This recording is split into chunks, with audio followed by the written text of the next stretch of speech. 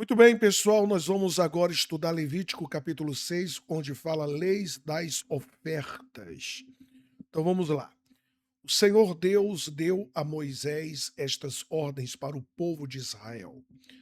Para tirar a sua culpa, precisará fazer uma oferta o homem que pecar e ofender a Deus, o Senhor, nos seguintes casos, né?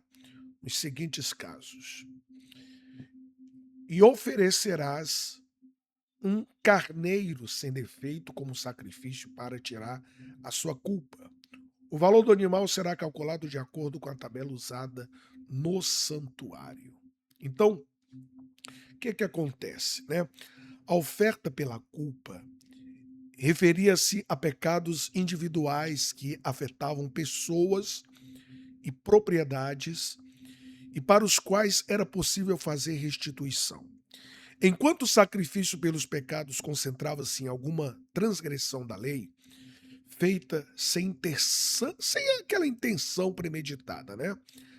A oferta pela culpa enfatizava o dano causado a outros pelo transgressor, enquanto o sacrifício pelos pecados enfatizava a culpa do transgressor diante de Deus. Então o sacerdote examinava o transgressor e determinava qual sacrifício era necessário. O holocausto era o sacrifício básico que expressava devoção e consagração a Deus. Então, o ritual dos sacrifícios foi determinado por Deus e não podia sofrer variações. O animal sacrificado tinha de ser um macho de novilho, cabrito ou carneiro, ou podia ainda ser uma ave, né, o, o, o adorador devia levar o sacrifício até a porta do tabernáculo, onde o fogo queimava continuamente no altar de bronze. O sacerdote examinava o sacrifício para certificar-se de que não tinha qualquer defeito, pois devemos dar a Deus, né, o que temos de melhor. O Senhor Jesus, ele foi um sacrifício sem defeito, sem mácula, que se entregou em total consagração a Deus. Então, nos sacrifícios que envolviam o derramamento de sangue, a imposição de mãos, simbolicamente, transferia o pecado e a culpa para o animal, que morria no lugar do pecador. Né? E a Bíblia vai dizer o seguinte: o Senhor Deus mandou que Moisés desse a Arão e aos seus filhos as seguintes leis a respeito das ofertas que são completamente queimadas.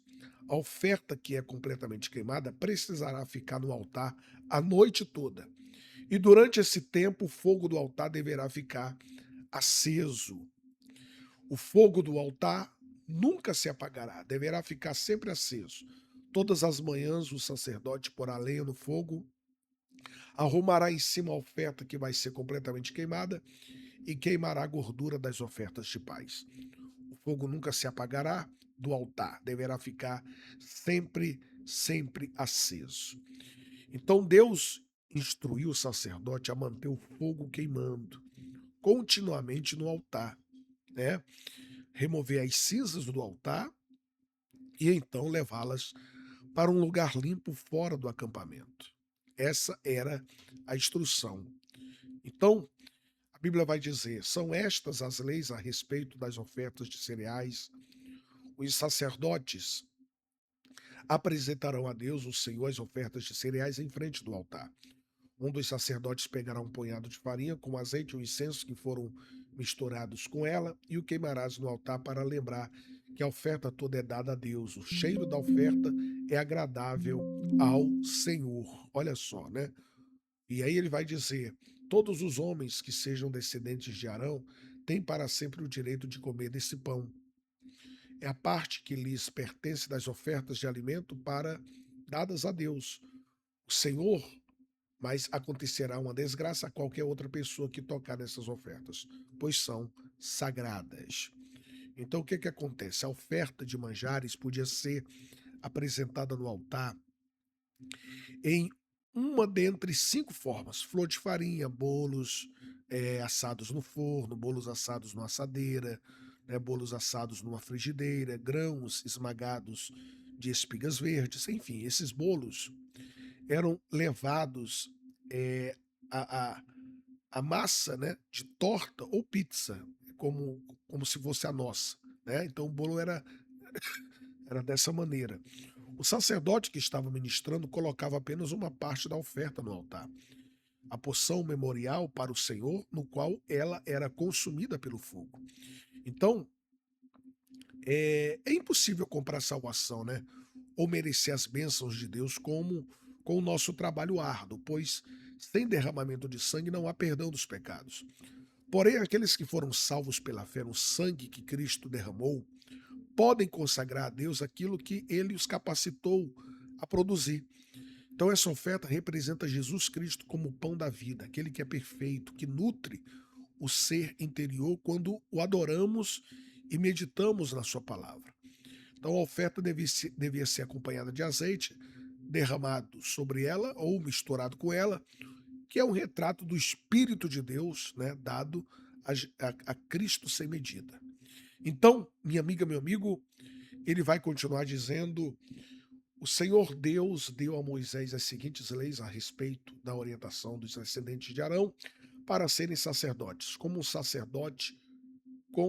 sacerdote for ordenado, oferecerá a Deus o Senhor 1 quilo de farinha, como se faz na oferta diária de cereais. Uma metade será oferecida de manhã e outra metade será oferecida à tarde. Nenhuma parte de qualquer oferta de cereais apresentada por um sacerdote poderá ser comida, a oferta toda será queimada. Então, é ordem de Deus, né? A oferta de manjares representa a entrega da vida, do sustento, do trabalho a Deus, em gratidão, né? Santidade e comunhão com Deus. Então apontava para Cristo, o pão da vida que se ofereceu sem pecado e de quem nós participamos. Aí ele vai falar que o Senhor Deus também mandou a Moisés o seguinte: disse Arão e a seus filhos as seguintes leis a respeito da oferta para tirar pecados. O animal usado no sacrifício para tirar pecados deverá ser morto na presença de Deus, o Senhor, no lado norte do altar. Olha que coisa, né? Então, onde são mortos os animais que são queimados em sacrifícios a Deus? Essa oferta é muito sagrada.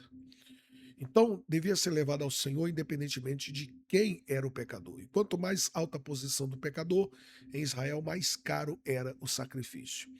Quanto maior o privilégio, maior a responsabilidade, maior as consequências, né?